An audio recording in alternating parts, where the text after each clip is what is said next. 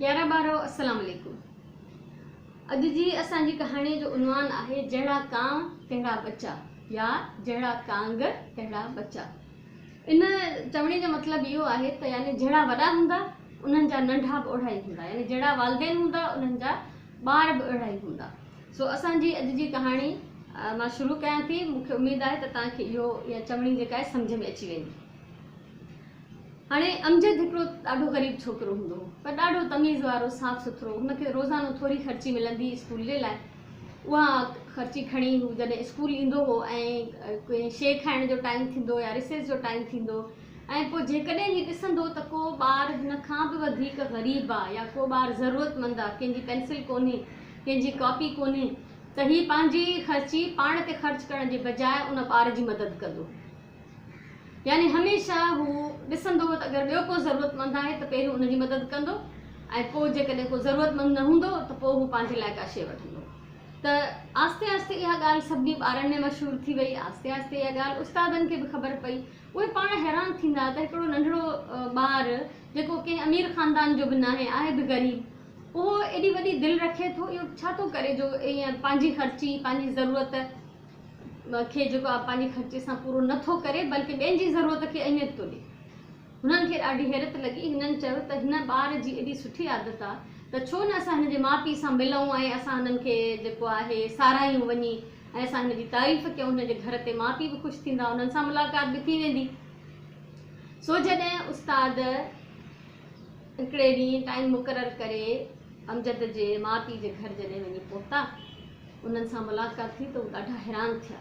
उन्हनि खे ख़बर पई त अमजद जो पीउ हारी हो ऐं अमजद जी माउ जेका हुई उहा कपिड़ा सिबंदी ऐं भर्त भरींदी पैसनि सां। उहो हुनजी आमदनीअ जो हिकिड़ो ज़रियो हो। ऐं उहे ॿई उनजा माउ पीउ एॾा त सुठा इंसान हुया जो ओड़े पाड़े में, छो त ज़ाहिर आहे जंहिं इलाइक़े में हू रहंदा हुआ उन इलाइक़े में सभु उन्हनि जहिड़ा ई ग़रीब हूंदा। पोइ जंहिंखे बि ओड़े पाड़े में ज़रूरत हूंदी मदद जी, कंहिंखे ओचितो कंहिं शइ जी ज़रूरत पई, मदद जी ज़रूरत पई, त अमजद जा माउ पीउ हिकदमि उन्हनि जी मदद कंदा हुआ ऐं कॾहिं बि कंहिंखे इनकार कोन कंदा हुआ, कंहिंखे ख़ाली न मोटाईंदा हुआ। को कम सां अचे, कंहिंखे पोइ पैसनि जी ज़रूरत हुजे, कंहिंखे कंहिं शइ जी ज़रूरत हुजे, छो त हू पाण त अमीर एॾा न हुया। पोइ जेतिरी बि हुननि वटि गुंजाइश हूंदी, जेको बि हुननि वटि हूंदो हो, हू बिस्मिल्लाह करे अवल जेको आहे ॿियनि जी मदद कंदा, पंहिंजी ज़रूरत लाइ एतिरो पूरो सारो रखंदा जंहिंमां हुननि जो गुज़ारो थी वञे। सो उस्तादनि जॾहिं ॿुधो त माउ पीउ बि अहिड़ा ई आहिनि ऐं उहे एॾा नेक ऐं सुधरियल आहिनि, एॾा सुठा आहिनि, त हुननि खे हैरत लॻी। ऐं पोइ हुननि खे सम्झ में आयो त अमजद एॾो नंढो ॿारु थी करे अहिड़ा कम कीअं कंदो आहे, छो त हुन नंढे हूंदे खां पंहिंजे पीउ माउ खे ईअं ई कंदे ॾिठो हो। तंहिंजे करे हू पाण बि उहो ई सिखियो ऐं ॿाहिरि जिते हुनखे गुंजाइश हुई, ख़र्ची जेतिरी थोरी बि हुनखे मिले पई, त उहो हुन मां ॿियनि जी मदद पियो करे। सो इन करे ई अहिड़नि ई माण्हुनि जे लाइ, अहिड़नि ई ॿारनि जे लाइ सियाणनि इहा ॻाल्हि चई आहे त जहिड़ा कांग या जहिड़ा कांव तहिड़ा बच्चा, यानी जहिड़ा वॾा हूंदा उन्हनि जा नंढा बि ओढ़ा ई थींदा। सो मूंखे उमेदु आहे इहो पहाको तव्हांखे सम्झ में अची वियो हूंदो। अॼु जो बैत असां पढ़ूं था, मुंहिंजो बैतनि जो छपियल किताबु आहे, उन मां बैत पढ़ूं था सुठो ॿारु। हर ॿारु चवंदो मां सुठो आहियां, पर सुठे ॿार में के ख़ासि ॻाल्हियूं हूंदियूं आहिनि। उहे कहिड़ियूं ॻाल्हियूं हूंदियूं आहिनि, ॿुधो। सुठो ॿारु महिनत जेको ॿारु करे थो, ध्यानु पढ़ण ते जेको धरे थो, वक़्त जो हरदम क़दुरु करे थो, सो ई आहे सुठो ॿारु। माउ ऐं पीउ जो चयो मञे थो, उस्तादनि जो अदब करे थो, निमाज़ पढ़े ऐं शुकुर करे थो, सो ई आहे सुठो ॿारु।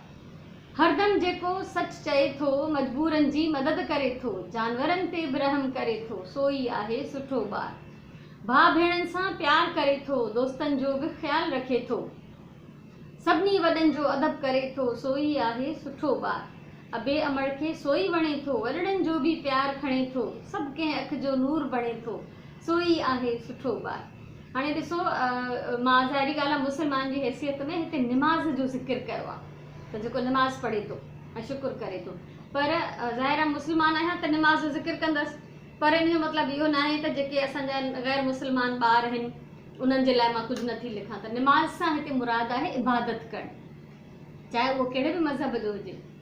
ठीकु आहे, असां मुस्लमान आहियूं, असां पंहिंजे दीन जे हिसाब सां निमाज़ पढ़ंदा आहियूं, पर असांजा नॉन मुस्लिम ॿार, असांजा हिंदू ॿार आहिनि, असां वटि ईसाई ॿार आहिनि, उहे बि जेकॾहिं पंहिंजे टाइम सां पंहिंजे मज़हबनि जी इबादत कनि था ऐं शुकुरु कनि था पंहिंजे रब जो, इहा ॾाढी सुठी ॻाल्हि आहे। उहो सुठो ॿारु आहे। इहे सुठे ॿार रुॻो चवण सां न त मां त ॾाढो सुठो ॿारु आहियां, बल्कि जंहिं ॿार में इहे सभु ख़ूबियूं हूंदियूं, जेको पढ़ंदो, महिनत कंदो, चयो मञींदो, इबादत कंदो, साफ़ु सुथिरो रहंदो, ॿियनि जी इज़त कंदो, उहो ई सुठो ॿारु आहे। ऐं पोइ ज़ाहिरी ॻाल्हि आहे त बदिले में उनजी बि इज़त थींदी। सो मूंखे उमेदु आहे त अॼु जो पहाको बि तव्हांखे सम्झ में आयो हूंदो ऐं अॼु जी कहाणी ऐं अॼु जो हिदायत तव्हांखे वणियो हूंदो। इंशाअल्लाह वरी कंहिं ॿी वीडियो सां, वरी कंहिं ॿी कहाणीअ सां तव्हां सां जल्दी मुलाक़ात थींदी।